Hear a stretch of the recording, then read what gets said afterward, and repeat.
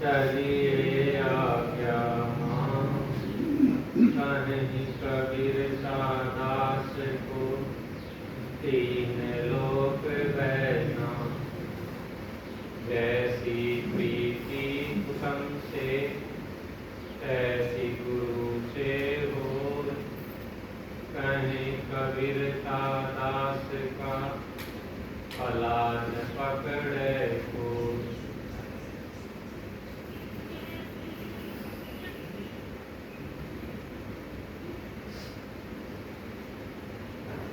मनुष्य जीवन समझने के लिए बिना समझे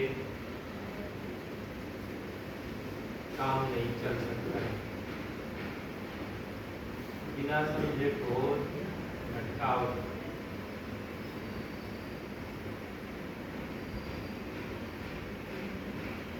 गुरु ने सतगुरु कबीर साहब ने मनुष्य को जगाने के लिए उनसे पहले भी बहुत सारे मनीषी हुए, विचारक हुए, साधु हुए, संत हुए, जिन्होंने अध्यात्म की नींव रखी। क्योंकि ये जीव अनादि से हमारे शरीरों में यात्रा अनादि से है, ये आज की नहीं है। हमेशा से हम ऐसे ही शरीरों में रहे हैं। तो चार खानियां हैं, मनुष्य, पशु, पक्षी, कृमि, कीट। इसी को 84 बोलते हैं। 4 मतलब 4, राशि मतलब डेरी। 4 राशियों में 4 डेरी। जैसे कनक की 4 डेरियां होती हैं, ऐसे ही ये मनुष्य भी, ये जीव जिसको आत्मा कहते हैं, चेतन कहते हैं, ये 4 जगह है। पशुओं में, पक्षियों में, जो पशु मतलब जो जेर से पैदा होते हैं। मनुष्य भी जेर से पैदा होता, परंतु ये स्वतंत्र है, मननशील है, विचारशील है। विचार की शक्ति इसको मिली है, इसलिए इसको अलग छाट दिया गया। जो अंडे से पैदा होते हैं पक्षी हैं, और जो बिना माँ बाप के होते हैं वो पुष्मज खाने, इसको 84 बोलते हैं। ये हमारे सामने सदा से हम इन देहों में रहे। मनुष्य शरीर में कर्म होते हैं, जो कुछ भी हम करते हैं उसकी वासना बन जाती है। उसको अभ्यास भी कहते हैं। वो पक जाता है तब कोई चीज को बार बार करते हैं तो वो अभ्यास होता है, वो पक जाता है तो अभ्यास हो जाता है। देह बनने का भी अभ्यास हमारा प्रबल है, बहुत प्रबल है। रजोगुण के, तमोगुण के संस्कार बहुत प्रबल होते हैं। तीनों खानियों में यात्राएं चलती रहती हैं, चारों में। जब तक गुरु नहीं मिलता, आत्मज्ञान नहीं होता, जब तक इस मनुष्य को मनुष्य बनना भी बहुत मुश्किल है। देखिए, आप वैसे किसी को पशु कहोगे तो बहुत दिक्कत खड़ी हो जाएगी। पर मनुष्य की बुद्धि होना, मनुष्य के विचार होना, मनुष्य के कर्म होना, ये बहुत ऊंची बात है। आज और हम आप सब लोग यहाँ बैठे हैं, कोई न कोई कारण है। पीछे ऐसा जरूर कुछ ऐसा हुआ है हमसे जो हमको ये भूमिका मिली। ये घटना अकारण नहीं घटती है, इसके पीछे आपके कर्मों की पूंजी, पुण्यों की पूंजी काम करती है। इसलिए गुरु ने पहले ही शब्द में कहा, संतो भक्ति सतोगुणानी। जिसका मन सतोगुणी होगा वही भक्ति कर सकता है। जिसके अंदर सद्गुण होंगे, सेवा होगी, सहनशीलता होगी, त्याग होगा, धर्म होगा। जब तक गुणों की पूंजी नहीं है, ये बनते सब मनुष्य शरीर में ही है। ये मनुष्य शरीर जमा पूंजी है। बाकी सब खर्च हो जाएगा आपका। आपके पास इस जीवन में जो कुछ भी मिला है, मिला हुआ दिखता जरूर है पर मिलता नहीं। कुछ अवधि के लिए आपके पास आ गया है, आपके परिश्रम से, आपके पुरुषार्थ से, आपके छीना झपटी से भी हो सकता है। जरूरी नहीं कि धन का, पद का, इन सब चीजों का मिलना पुण्यों से ही हो। मनुष्य स्वतंत्र है, किसी भी भांति प्राप्त कर लेता है, छल से, कपट से। और जो चीज छल कपट से, चालाकी से, बुद्धि से आएगी वो कभी सुख नहीं दे सकती। सुख देंगी आपके हृदय की भावनाएं, जब वो शुद्ध होंगी। जिसका हृदय जितना शुद्ध होता है उतना ही उसको सुख मिलता है। सुख का मतलब है शांति, तृप्ति। क्योंकि ये शरीर है, ये भौतिक है, पदार्थ है, जैसे पंच महाभूत बाहर है, उन्हीं से ये शरीर निर्मित हुआ। इसमें माँ बाप आपके निमित्त हैं। ऐसे ही ये सब चीजें समझने के लिए गुरु ने पहले ही बीजक की पहले ही साखी में कहा, जय या जन्म मुक्ता तैया हता न कोई, छठी तुम्हारी हो जगह तू कहाँ चला भिगोए। जय या जन्म मुक्ता आता का अर्थ होता है जब जब हम इस मनुष्य शरीर में आते हैं,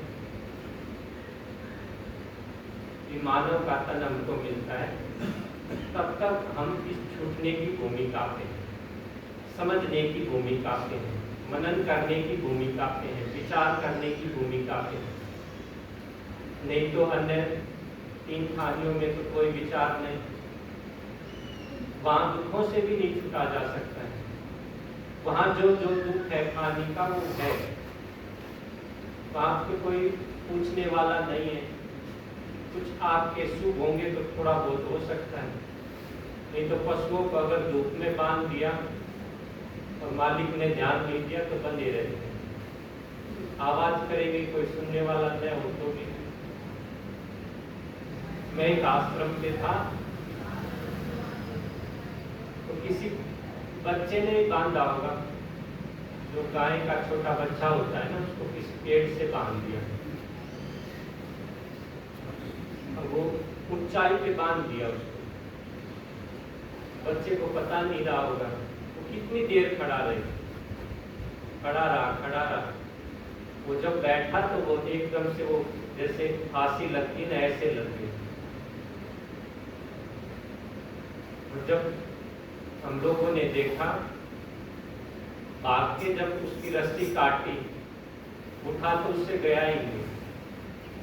अब सोचिए कि वो जितने भी पल उसके बीते होंगे उन क्षणों में जो फांसी लग गई थी उसकी, किससे कह सकता है? विवस्था है वहां पे ये दुख नहीं मिटाया जा सकता। पर हम मनुष्य हैं, मनुष्य स्वतंत्र है, बहुत बड़ा अवसर है ये। पर ये गुरु कह रहे छठी में अहंकार जग जाता है। वो छठा क्या है? छठा यही है, आपके 5 विषय हैं, शब्द, स्पर्श, रूप, रस, गंध। जैसे 5 ज्ञानेंद्रियां हैं तो 5 ज्ञानेंद्रियों के 5 विषय होते हैं। उसके ऊपर होता है छठा मन। उस छठे में है जगता है। आप यहाँ हमें जो कुछ भी मिलती उसकी मान्यता बन जाती है। देखिए संसार में लाखों लोग मरते हैं रोज। हम अखबारों में, न्यूज चैनल में, समाचारों में खुद भी देखते हैं, उतना दुख नहीं होता। तो जब अपना कोई नजदीक का, जिसे हम अपना मानते हैं, जिससे हमारा मोह होता है, उनमें से किसी के साथ ऐसी घटना घट जाए तो तुरंत दुख होता है। ये दुख बोध से मिट सकता है, होश से मिट सकता है, जागरूकता से मिट सकता है, और कोई चारा नहीं है।